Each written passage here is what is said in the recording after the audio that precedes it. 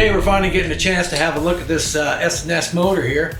We've ran across a lot of problems with it in the heads, and I'll show you some of them. We're not quite sure what we're going to do, but we're going to work around it and try to get this motor going for them. I'm going to check the bore on these today before I take them apart. I am going to take them apart, but out of my own curiosity, I'm going to stick a bore gauge down in there and see what we're running at.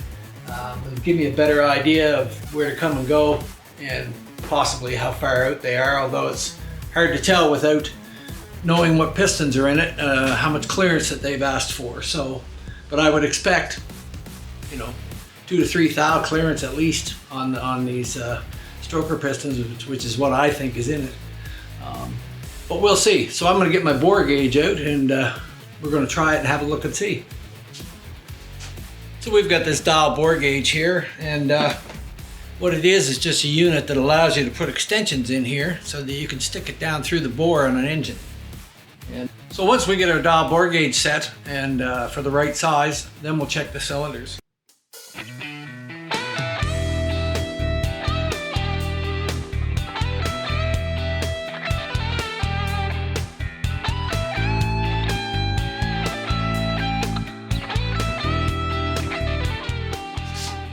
So now we're set for our 3 5/8 cylinders at 0, so we can tell that any fluctuation in the gauge, either way, is going to let us know what's happening.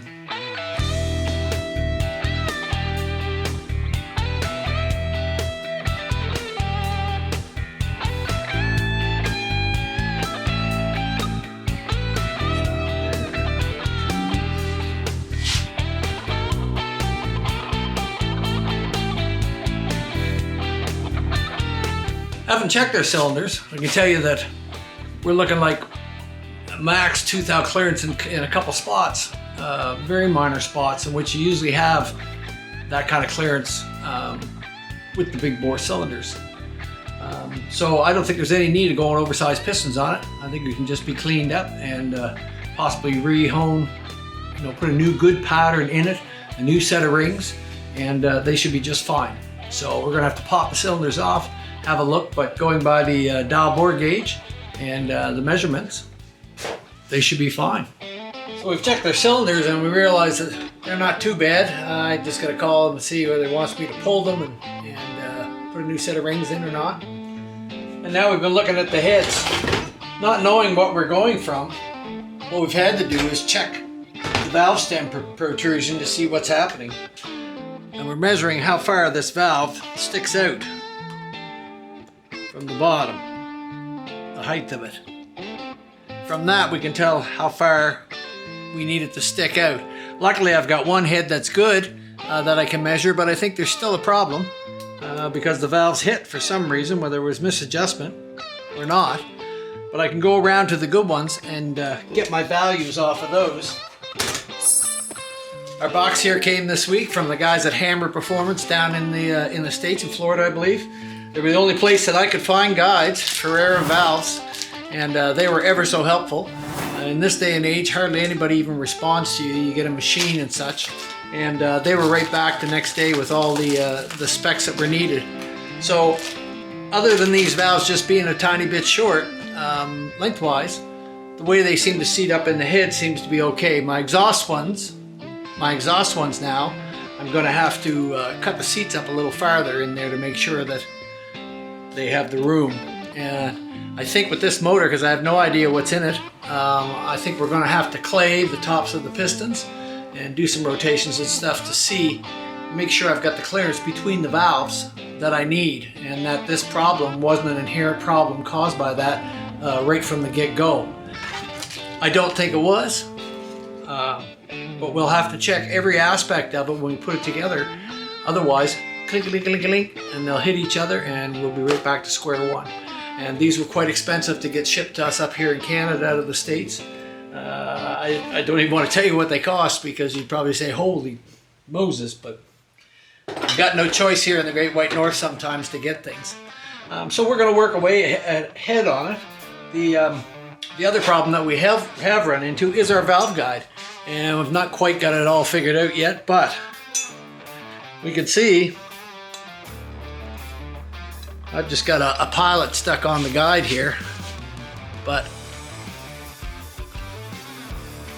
there's how much the guide is moving in the head, and I've got it sunk right down in there. If I back it off a little bit,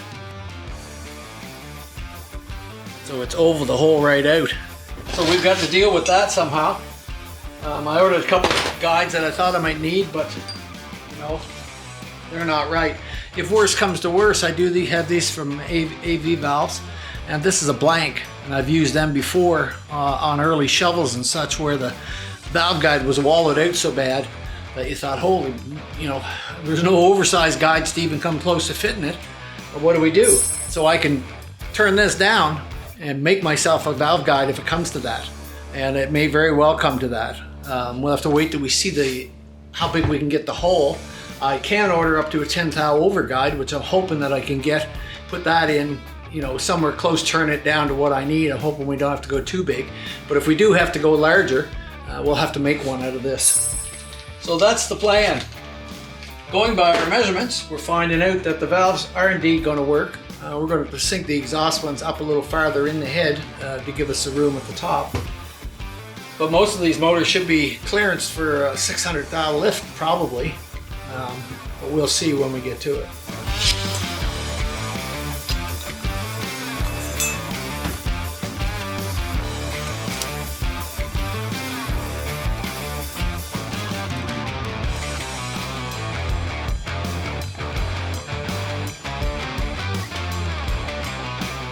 $207 thou from the top right to the bottom.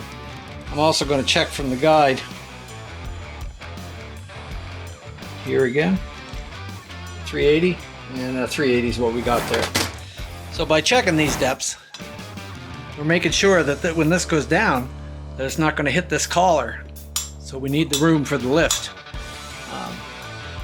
So we'll have to check them all, and we've taken them off by our regular ones, and we've put a new valve in. I've already gone ahead and cut these seats. So the seats are done, unless we have to move the guide up or down.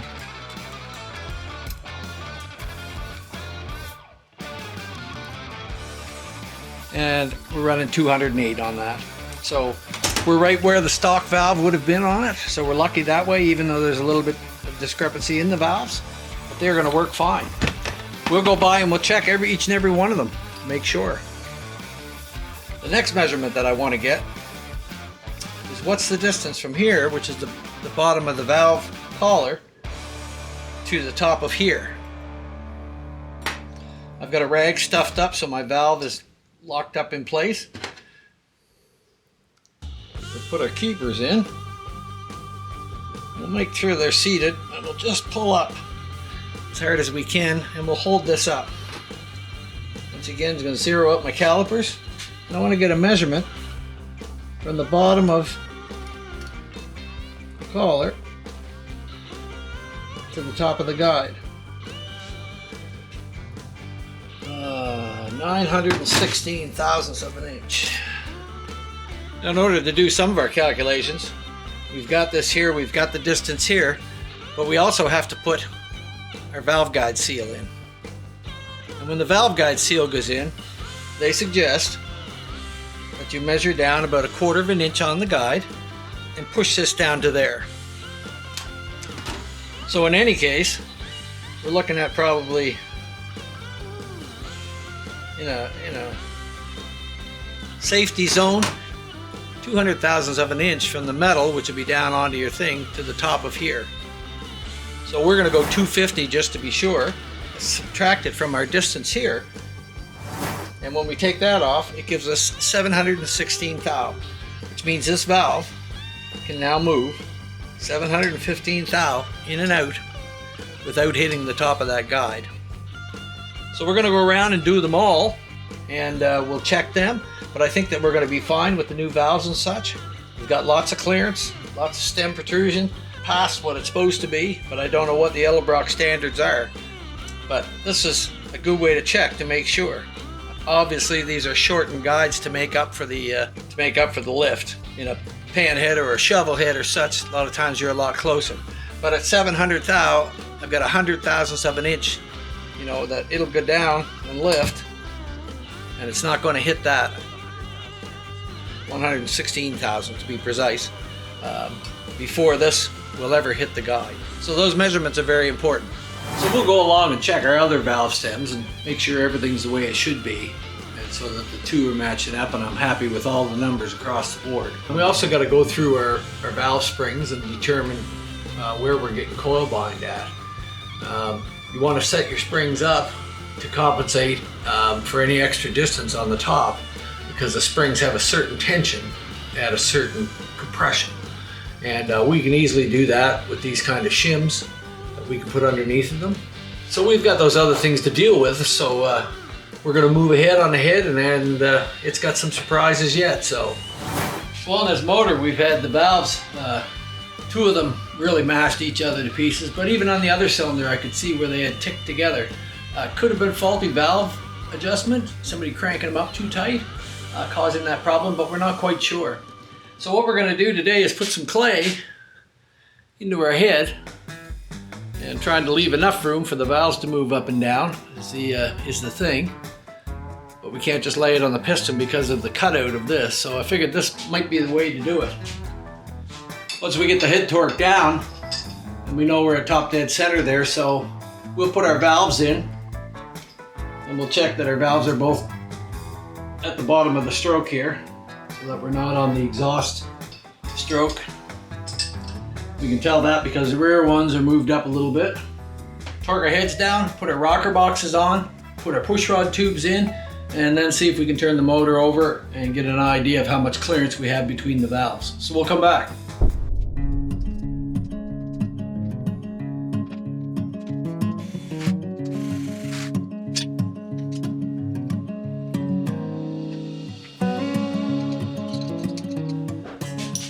Okay, we'll just let those bleed down, and then we'll rotate the engine over and see what's going on. Now that my push rods are free, we're going to try and turn it over a little bit.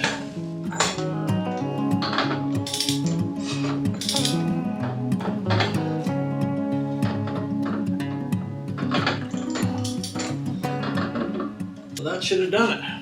Seems like a lot of work for a little adjustment, but now we'll pull the head off and see if I've got any marks in it at all. But we seem to be all right. I don't hear no ticking or tinging. So we'll rip it apart and have a look.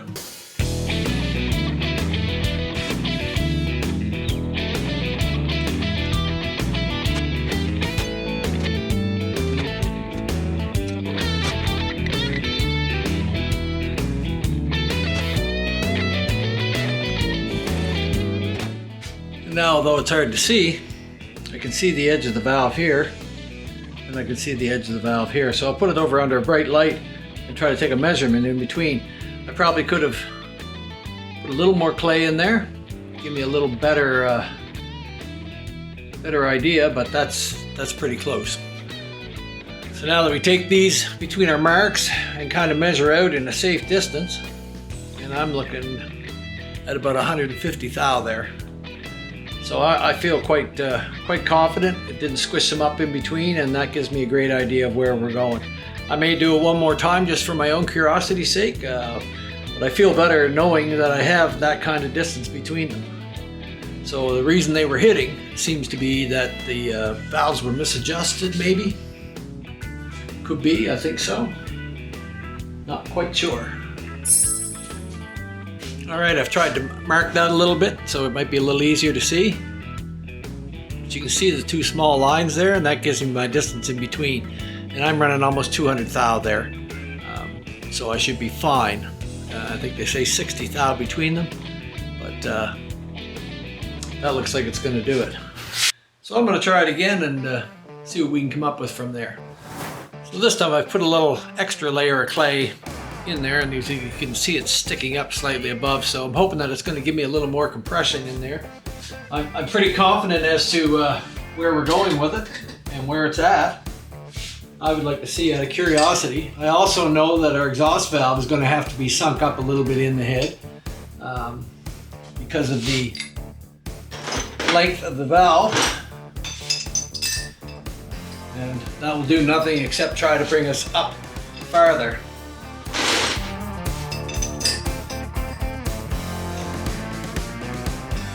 I also know that the valves, they say when you compress your lifters, you compress them about 200 thou.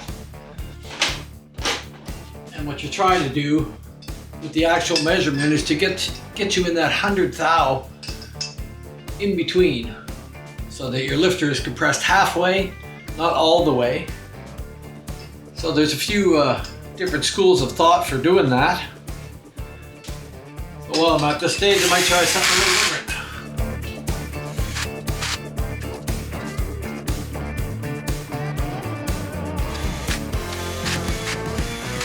Okay, we'll have to do the push rods and something at top dead center, and then we'll do it. So we're going to try something a little bit different here, and people always wonder where your zero lash is. You can't move it up and down, and you're getting where it is. We're trying to sink that down 100 thousandths of an inch is what we're supposed to be going.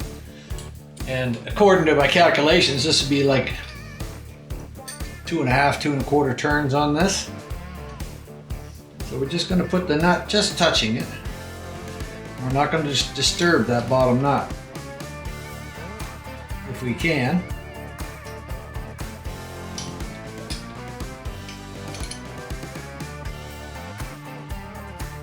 We want that bottom nut to stay right where it is.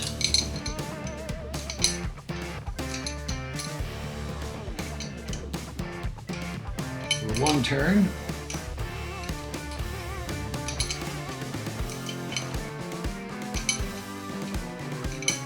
Turns.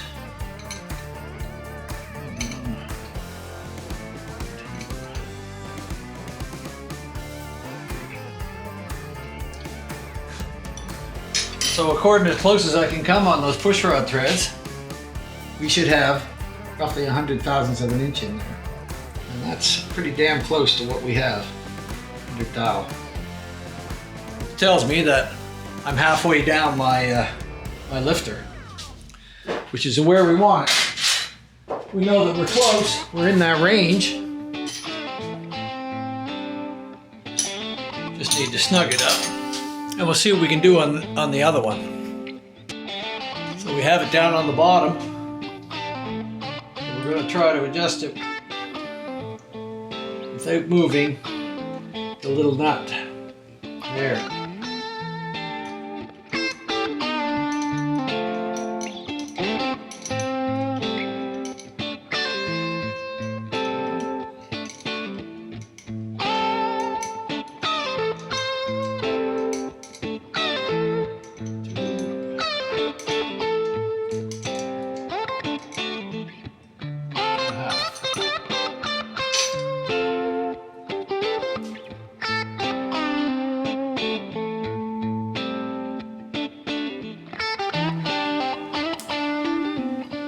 Just get our 100 thou in there. Couldn't actually move that nut any without turning it, so I'm right on the 100 thou, right in there. Once these bleed down, and we know that they're bled, we'll rotate our engine over and try it again with the new bit of clay I've put in there. So now our push rods have bled down. We're safe to turn our motor over.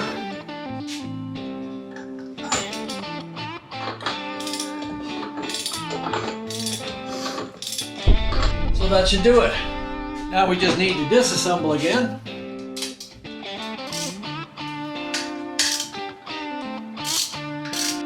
We should be able to see our marks on there. I'm confident from the other test, but never quite hurts to look again. And to double check our push rod adjustment to see that we're sitting in that 100 thou range. It's exactly what we want.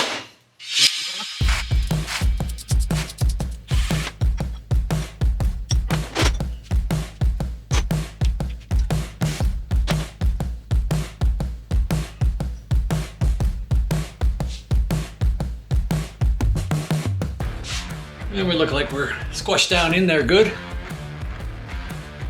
We're going to open it up and see. Now we've got definite marks on it.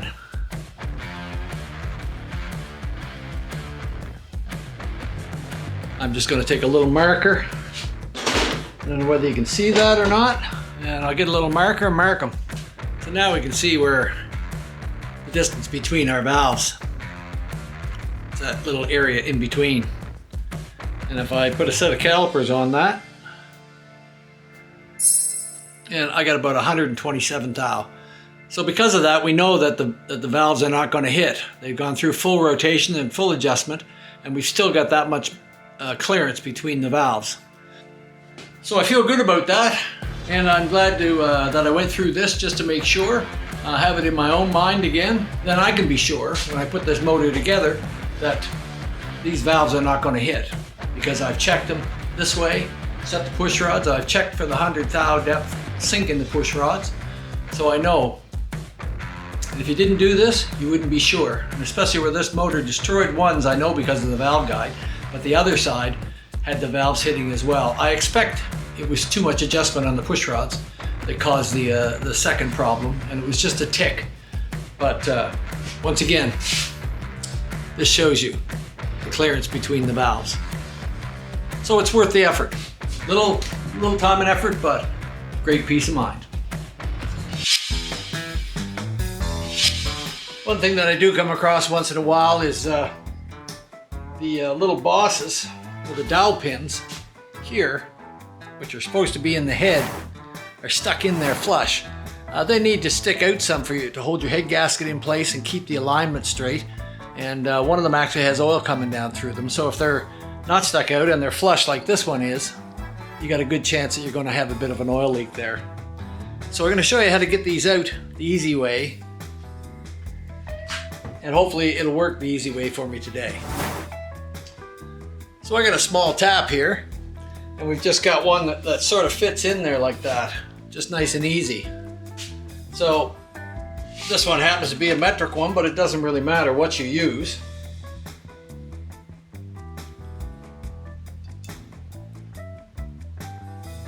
And these dowel pins are not supposed to be pressed in there, but they can be hard to get out. So what I've found is if I start the tap in there a little bit, and I can get a tiny bite, out it'll come. Sometimes they're not quite that easy.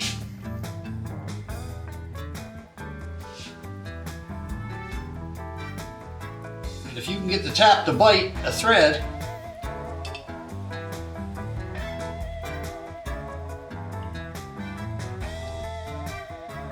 there we go. So it doesn't have to be a perfect bite. It's just enough to get a bite. And as you can see in here, it's hard to put a mark in it. Now I can put this dowel into the cylinders where it's supposed to be, put my head gaskets on, then I can put my head on and line up with it. The cylinders have a stop in them, so they shouldn't go down in there too deep. But it's not unusual to see them stuck in the head and guys going, I can't get them out, I can't get them out. That's a simple trick and a quick way to get them out. The other one I took out was stuck in there quite hard, so I had to, get a couple threads in it to get it out. So sometimes it's just a matter of patience. If you look at something, try and figure it out before you just start prying and digging and destroy the piece. I've seen so many things destroyed by people that there was a simple way to get it out, and you just didn't take the time to do it. So if you enjoyed some of the things we've done today, and maybe some of it helped you out, hit the subscribe button, hit the like button, ring the bell, and keep following us on YouTube and keep track of our channel, and hopefully we can help you out with a few other things. Have a great day.